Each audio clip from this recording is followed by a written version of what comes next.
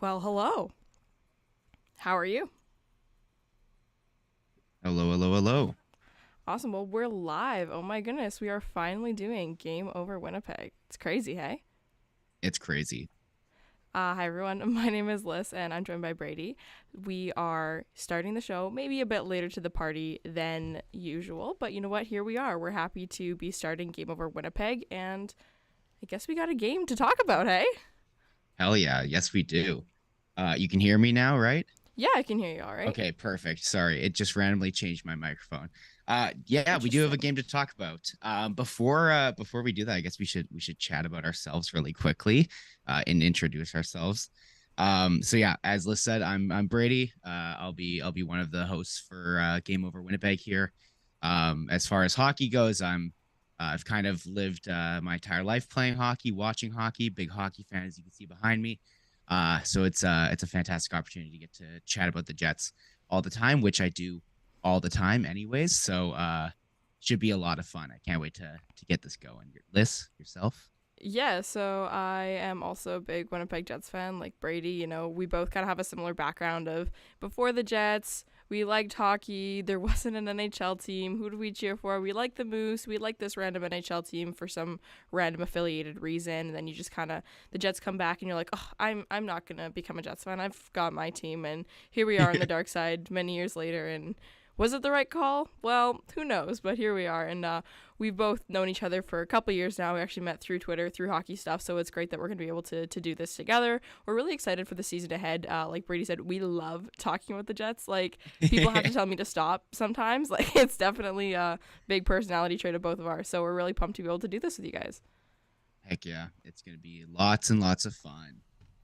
Yeah, What are we gonna be? so What are we gonna chat about today, Liz? well, before we get started, I want to do a quick ad read. So we have amazing partners over at Sports Interaction. So want to bet?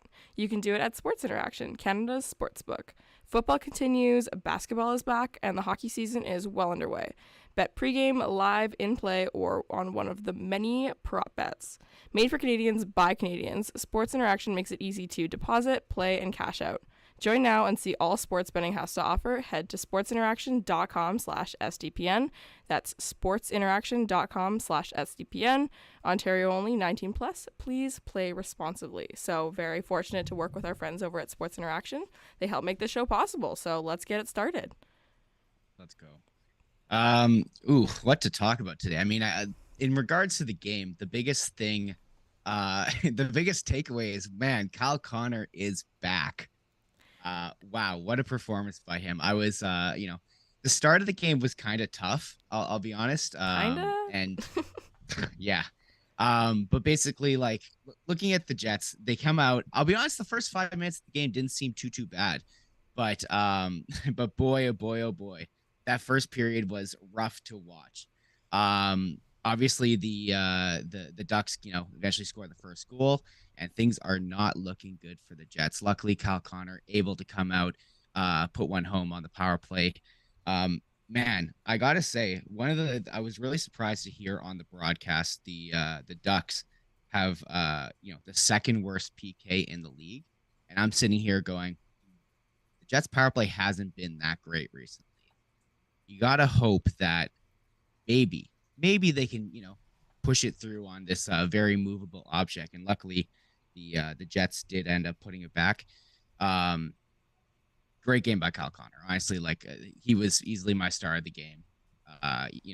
When a guy gets a hat trick, what can you say, right? Well, here's my question for you. That first goal, did you think that was going to go under review?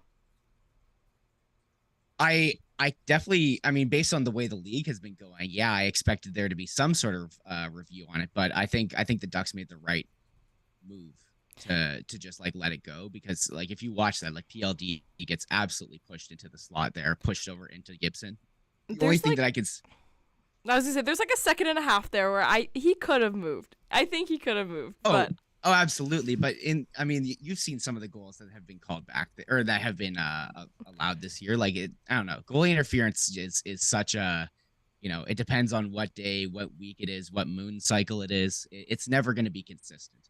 And the one thing that I was actually like looking at that goal. The one thing I was concerned about was it kind of looks like PLD kind of like almost slashes Gibson as he's trying to like whack the puck out of the air kind of thing. And so I was like, maybe that can be the call. But if it's just based on PLD being in like, Like in being the in crease or Gibson's, whatever, yeah. yeah, like I would say that that's purely just a like, he got pushed in by, I think it was like Benoit or whoever's playing D for the Ducks nowadays. Yeah, literally. I don't ask me. Not Jamie Drysdale. That's all I can tell you. But yeah, no, that Cal Connor, the second goal I thought was nice too, and that third goal, like man oh man, it was just like you knew, and it was coming. You felt it. The energy was good, and it was like there it is. Because if anyone needs a hat trick, it's that guy. Oh man, I'm so glad to see it. Like after the start of the season that he had, it was really really tough to every single game. It just looked like he's getting like 7 shots a game, and the guy just cannot score. Obviously, he finally got a goal a couple of games ago, but then seeing him really break through with the hat trick today, and it wasn't even like a A the Connor hat tricks Scheifele Wheeler empty netter. yeah, that's exactly what I was gonna say. Yeah, like it wasn't an empty netter. Like that was a hard fought. All 3 of those goals were like legit good goals. Oh, for sure, yeah. And it was just so great, just kind of the way the trajectory of that third period, right, where it's like he got that goal. It's like, oh my gosh, Cal Connor's on Hattie Watch. You're fired up, and they didn't even finish announcing when Trevor Zegras comes in and scores an absolute beauty of a goal. And then you're like, oh, we thought it was maybe going to go to overtime. We're like, oh my gosh, buy us some more time to figure out this whole streaming thing. But then Zegras comes, or Connor scores, Zegras scores, and you're like, oh my goodness, now we're back to square one. It was just like the energy was there, and oh yeah, that was pretty awesome. I'll tell you guys for free. Brady and I were already jumping on a call at that point in the game, and Brady's stream was a little bit behind mine, so I started freaking out before he did, and he's like, "What are you talking about?" Yeah, I could tell something was coming, but I love getting the game spoiled by streams being a little slow, but it is what it is. You can only do with what you got, right? So, other than the hat trick, how did you feel about the play of that? Well, I want to say that first line. There was so much line juggling tonight that was just like the odd shift here, there, everywhere with all kinds. I'm pretty sure Sam Gagne played on all 4 of the lines, and if not, the one line he didn't play on was the one line that I hate and I would like to break up. So, but what did you think of Cal Connor and Mark Scheifele? Literally, who even is the third on that line right now? On the Scheifele, yeah, it was Gagne. It was Gagne. Okay. So, I know that no, that was the second lineman line and jumped up to. I'm pretty sure it was mostly only Gagne who played there. And honestly, like throughout the game, besides the goals, I thought that the first line played kind of meh. Like it seemed like they had a lot of trouble breaking out of the zone, especially with like control. Like a lot of it was like dumping the puck out. Boards and out, chips up the middle of the ice, and doing whatever you can to get out. And also, it seemed like they were a little disengaged in the defensive zone. But hey, that's Mark Scheifele and Cal Connor for you.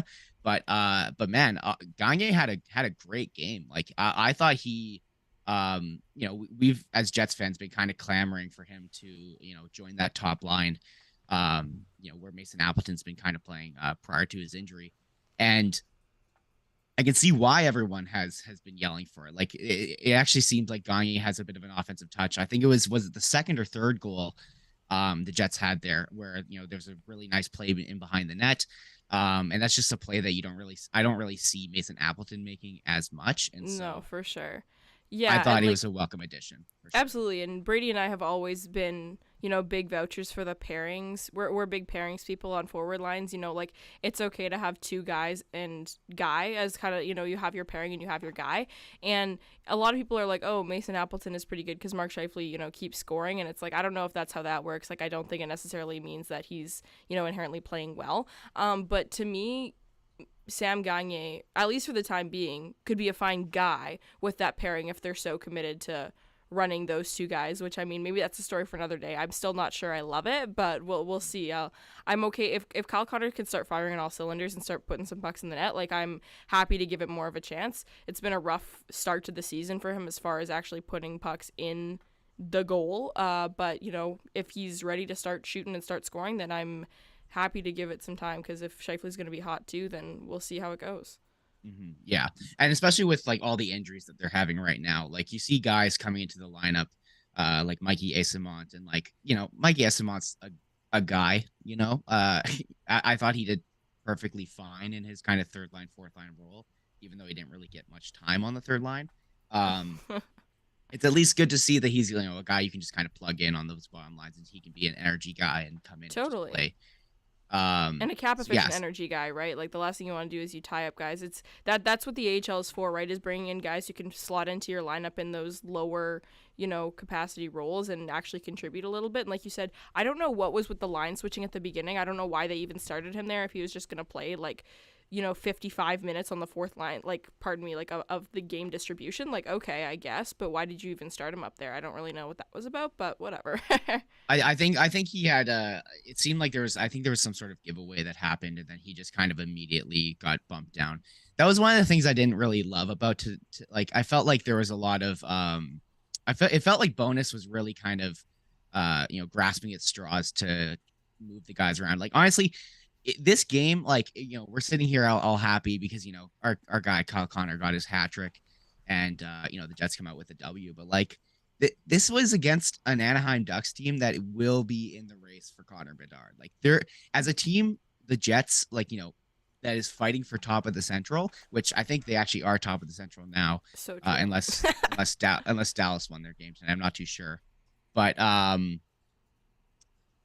yeah. So like I sorry, I lost my train of thought. Yeah, no, but I think it's the kind of thing, like, I am of always two minds, right, where it's like, one, they're all professionals, every team beats every team on any given night, like, it is what it is, but also at the same time, like, yeah, like the Kyle Connor goals, until a couple of those, at the end there, like, I was prepared to come into this post-game show here, right, and talk about what I didn't really like, because there was a lot to not like in that game as well, right? But it's also like, in the grand scheme of things, when you play 82 games, like, one stinker is one stinker. The Jets have played a lot of stinkers this year, even when they've won.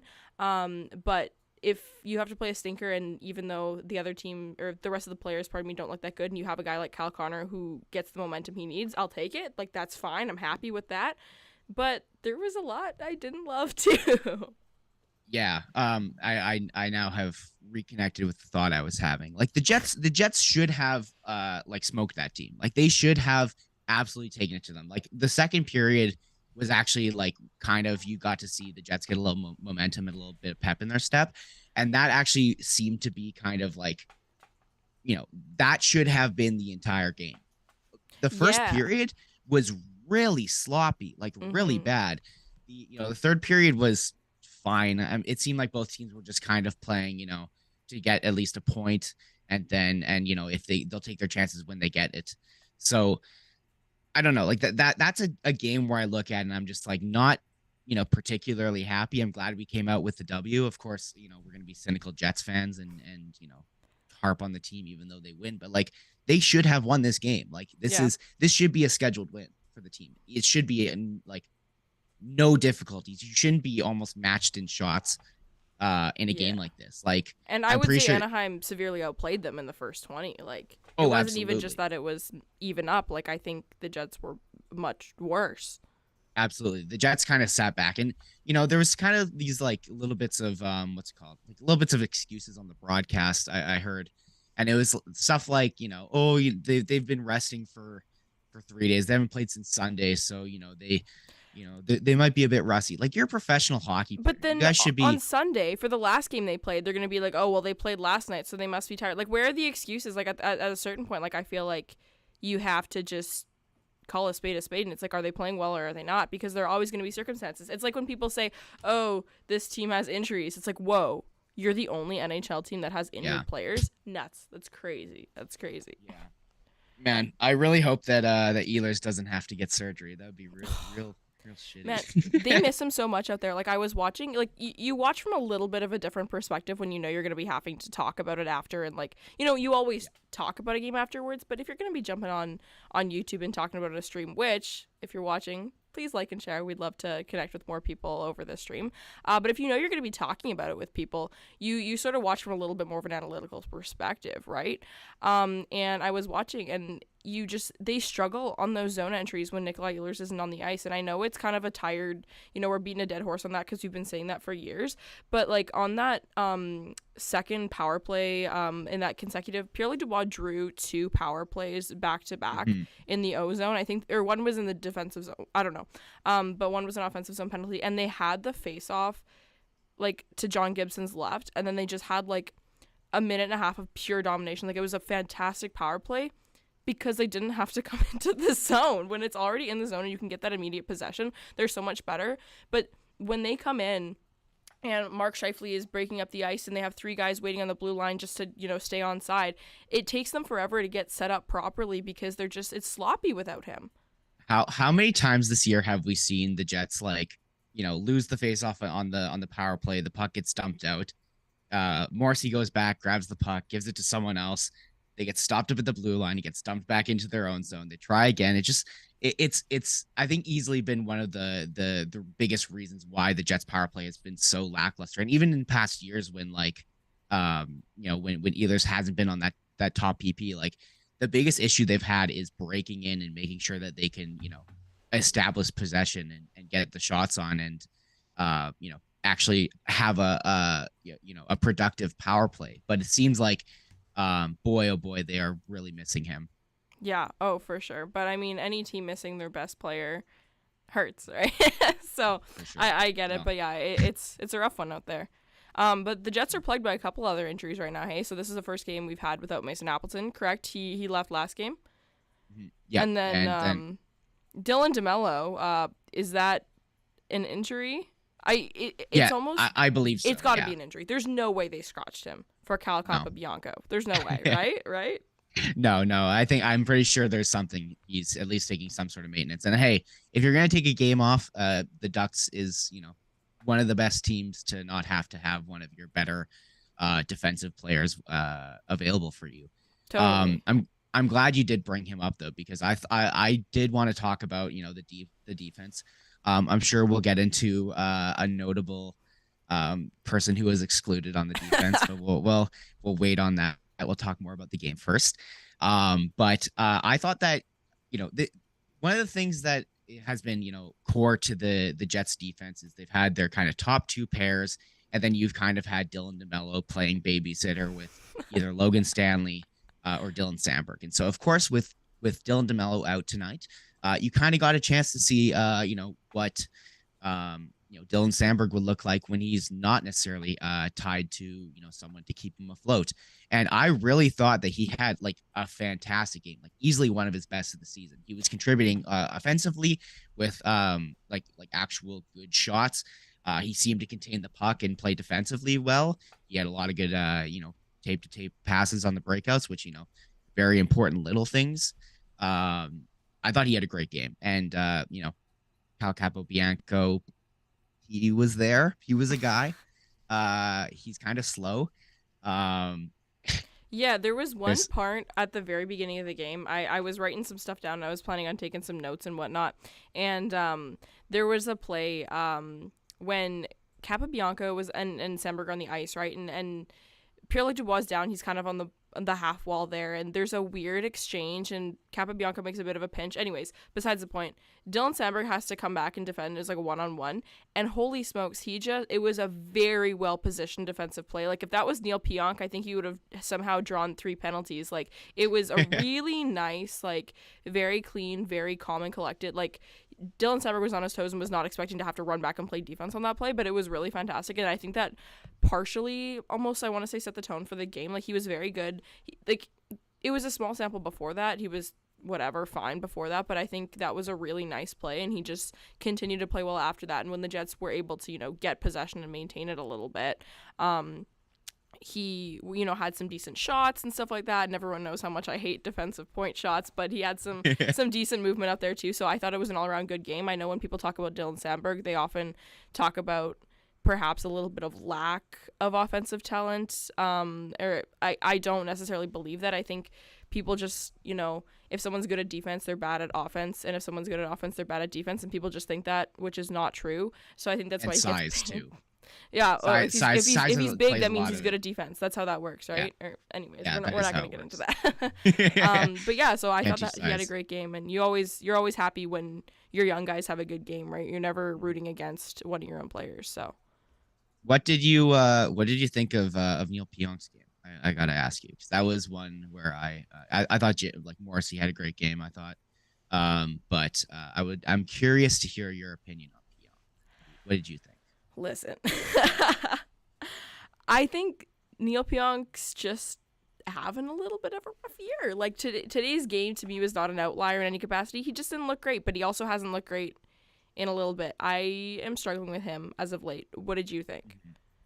I wanted to be clear that I think that what Pionk brings to the table for the Jets is something that I think the Jets need, which is a defenseman who can play offensively, can when given the space, take it up the ice. But it's also just like one of those things where you do have to, you got to be honest on both sides of things. I thought he's been kind of like pretty meh defensively. Like I feel like he had a lot of turnovers tonight. That was one of the things that like going back to the sloppiness of the start of the game. Like it felt like everything was just a turnover, and Neil Pionk included. Um, I thought that he had a fine game. Like it was okay. I thought he contributed, pretty well offensively, but at the same time, it's like he did have some pretty rough turnovers, unfortunately. But other than that, like I would say that was a okay game on his behalf. Like he's a guy who I think the Jets need to be, constantly one of their better D men. And I think this year he's been good. He's been putting points up, and that's not that's not like that's not valuable. It definitely is, and he is contributing offensively, which again the Jets definitely need. But I think that there is some things that can be desired on the defensive side of his game. And when he's playing with Morrissey, they're both kind of these they're both kind of rovers. And there's a lot of times Mm-hmm. where you see one of them rushing up the ice, and maybe it's just the blueprint that Bonus has set out for the team hasn't really been fully hammered down. But you're not really seeing necessarily always one of the forwards covering for um, one or both of the guys who are up in the rush. Yeah, no, absolutely. And I think it's the kind of thing where I make everything about Ville Heinola. For those of you listening, for you if you don't know me personally, I like it's like I don't even know. I can't go like more than like 20 minutes without talking about Ville Heinola. Like I just like it's like Katie Heron and Mean Girls. It's like I spent my entire life talking about Regina George, and when I didn't talk about her, I was wishing someone else would bring her up. That's literally me with Ville Heinola. Neil Pionk is what people think Ville Heinola is. Like it's just like a very like lots of offensive talent, but like just also a lot of mistakes, and you're like, I why think did you do that? I think that people worry that Villy will have the blemishes that Pionk has, and therefore they're not willing to really give him the benefit of the doubt. I do somewhat agree with what you're saying in regards to the whole like Villy is what or it is Pionk is what people or I can't whatever you're trying to say. Jesus. Um, yeah, I thought that was a very very interesting. I guess we're gonna get into it. A very interesting scratch for On tonight, Finnish especially. King night, you scratch the Finnish King after calling him up in the morning. You can see, for those of you not watching, I'm going to have my jersey of the day pinned up behind me. I have my Patrick Laine jersey right now because tonight was Finnish King night. Jets are wearing the reverse retros, honored two fantastic Winnipeg Jets 1.0 players, and they scratched their Finnish King. The like the thing that sucks the most about it is like we always have to try and make sense of it, right? We always have to try and figure out what the reason is. And I don't know if this was necessarily something that Bonus said. It was just definitely something I saw Scott Billick tweeting about. But saying things like, like Capobianco plays, the PK, whereas Billy doesn't. And that isn't like at all the truth because I think I think it was Brian Johnson, one of our former Jet centric guys, had tweeted out that Kyle Capobianco has played a total of 6 seconds on the PK, whereas like Villy has been killing penalties in the AHL for at least this season, maybe not, if not seasons prior. And also tonight, the Jets had some penalties, and Cal Capobianco did not play a single second on the PK. So like I like maybe I'm getting mad at the wrong person here, because I actually don't know if Bonus said this, and if it was just like a Scott Billick tweet, but like what? Like I get we're all trying to figure it out, but never in this year, with all the changes coming to the team that everyone was saying, oh, things are gonna change. Oh, Rick Bonus had Miro Heiskanen, and maybe he'll be treating Ville Heinola kind of similarly, to him.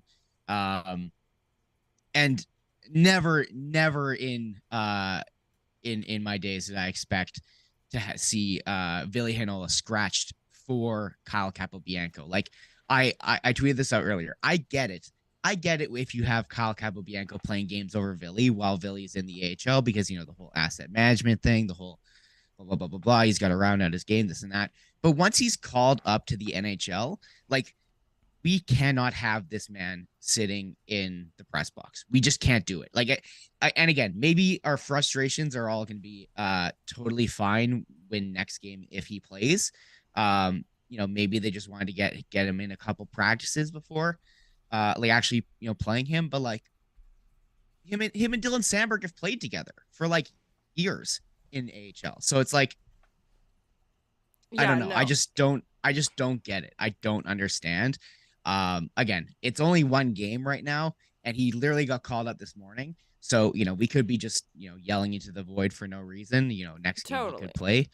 But hey, the time is now. So the guy's got to play. The guy's got to play at some point, right? Yeah, absolutely. And I also just think, I don't know, like, yeah, they call him up. It is what it is. Like, I love when I get the NHL Jets PR notifications, and it's like, Mason Appleton has been put on IR, so we're calling up a defenseman. I'm like, nice.